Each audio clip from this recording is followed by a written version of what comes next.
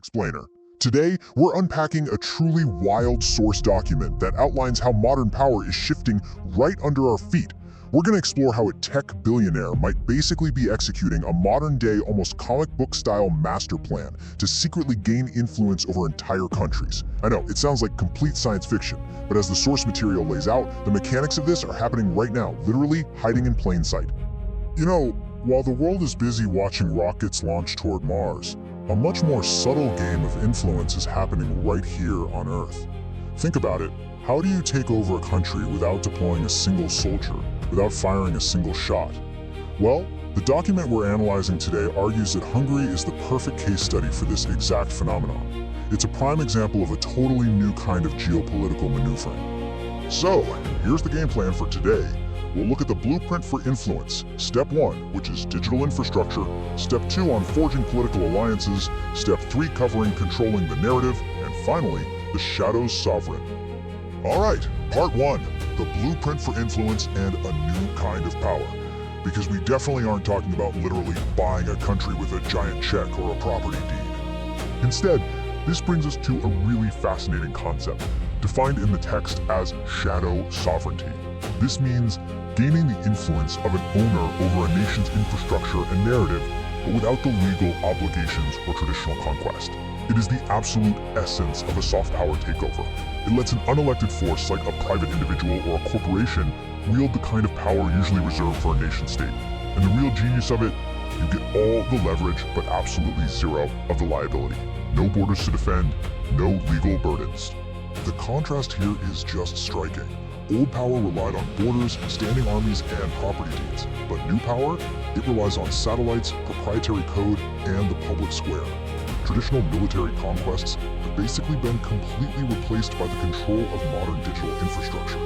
Which leads us perfectly into part 2, step 1 of the playbook, digital infrastructure, or what the document cleverly refers to as the 21st century Trojan horse. Every mastermind's takeover needs a way in, right?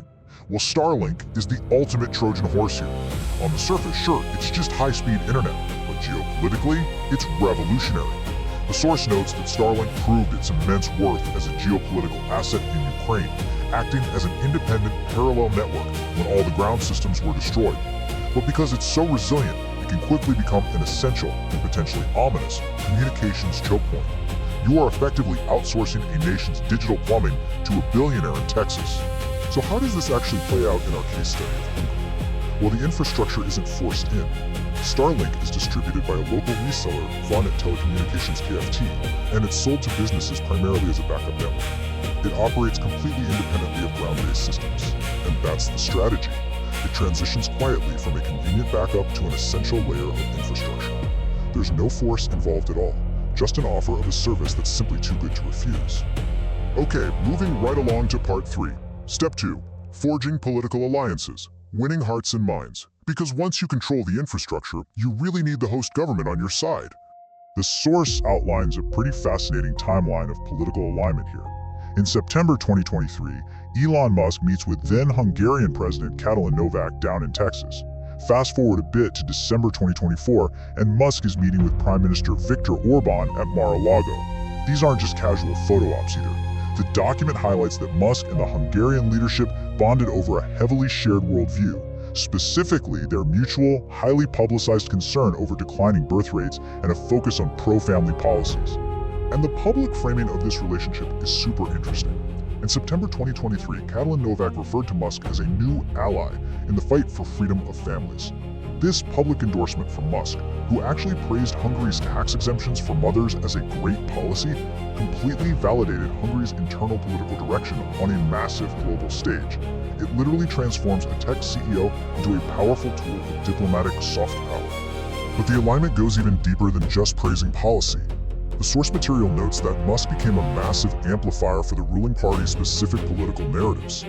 For example, he echoed their long-standing campaigns against figures like George Soros, posting on X that the Soros organization has taken power in Hungary. By doing things like this, the document argues, he transitions from being just a friendly ally to an active participant in shaping the nation's political story. That brings us to part 4, step 3.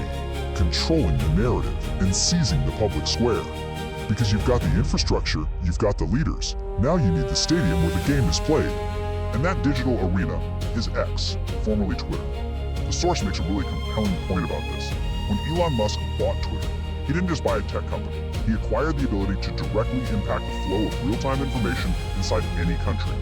When one person owns that arena, access to the data, or the truth of what's happening, becomes a privilege granted by the owner rather than a democratic right.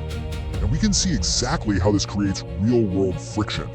Under the EU's Digital Services Act, major platforms are required to provide data access to monitor things like election risks. But when a Berlin-based NGO called Democracy Reporting International tried to study potential interference in Hungarian elections on X, the platform flat out refused them access. It literally took a German court intervening and forcing X to hand over the data for the researchers to proceed. It perfectly illustrates the power shift. A private company was holding the keys to information that's vital for democratic integrity. Finally, Part 5, the Shadow Sovereign, Weaving the Web. When you combine satellite infrastructure, political alliances, and control of the public square, the final piece just clicks into place. And that final piece is economic integration. During that December 2024 meeting between Orbán and Musk, they were joined by Geller Csásai, the chairman of 4IG. They're a major Hungarian IT and defense company. The source reports that 4IG is now actively exploring partnership opportunities with SpaceX, and shortly after that, Csásai gets appointed as a special envoy for international business ties. This is exactly how deep, lasting dependence is created between a sovereign nation and a private enterprise. So, there it is, the master plan complete. Step 1, provide critical digital infrastructure. Step 2, align with the ruling power. Step 3, control the public square and narrative. The source concludes that this 3-part blueprint for influence is far cheaper, infinitely more subtle, and honestly, perhaps way more effective than any traditional military conquest. It proves that a single tech titan can operate globally on par with a nation-state. It is a profound shift in how we understand global power. As technology scales up, and the very lines of sovereignty are redrawn from borders and armies to code and satellites, we are left with a pretty unsettling realization. We really have to ask ourselves, if one person can achieve this level of shadow influence over a country without anyone even noticing, who's next? And will we even know when the next shadow takeover is happening?